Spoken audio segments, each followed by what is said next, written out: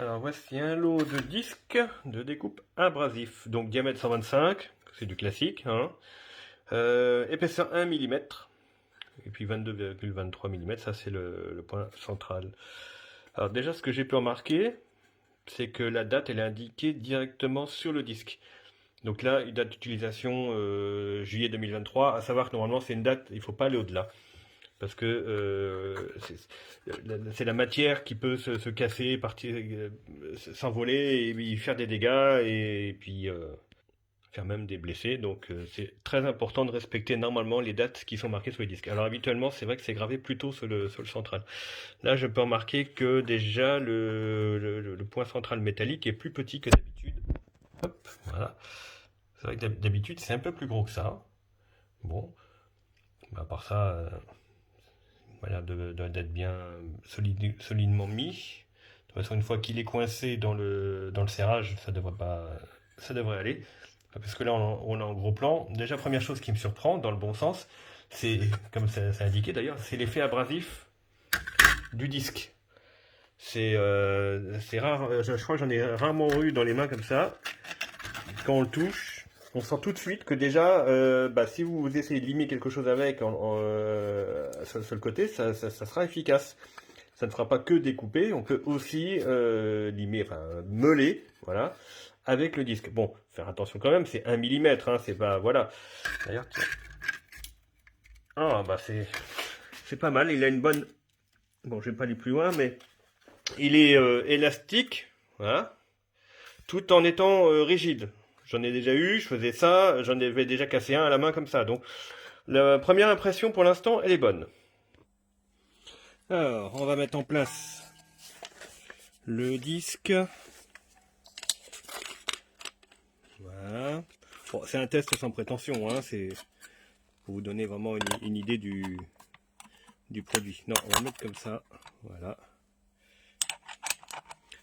Comme ça, le point central va mieux attacher dessus.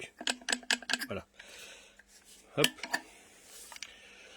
Donc, voilà, on va essayer sur une plaque comme celle-ci, par exemple.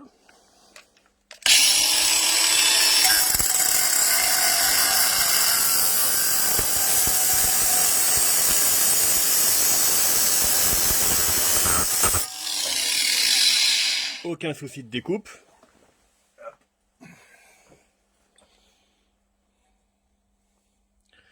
La découpe est nette. Alors, on va essayer.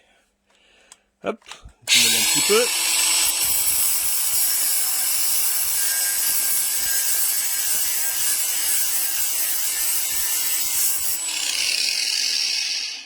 Ouais, ça va, c'est pas mal.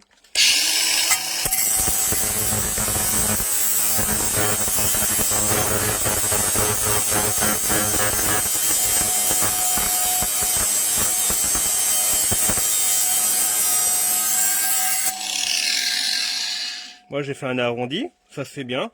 Bon, évidemment, un disque dédié pour le meulage, ça sera mieux, hein, parce que là c'est plus un disque de découpe.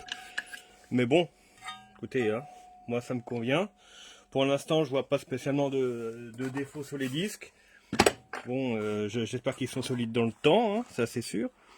Bon, après que je peux vous dire d'autres, rien d'autre. Voilà, c'est. Moi habituellement j'utilise des modèles. Ah si, c'est un peu moins flexible cela. Vous voyez, quand je vous disais, normalement c'est un peu plus épais ici.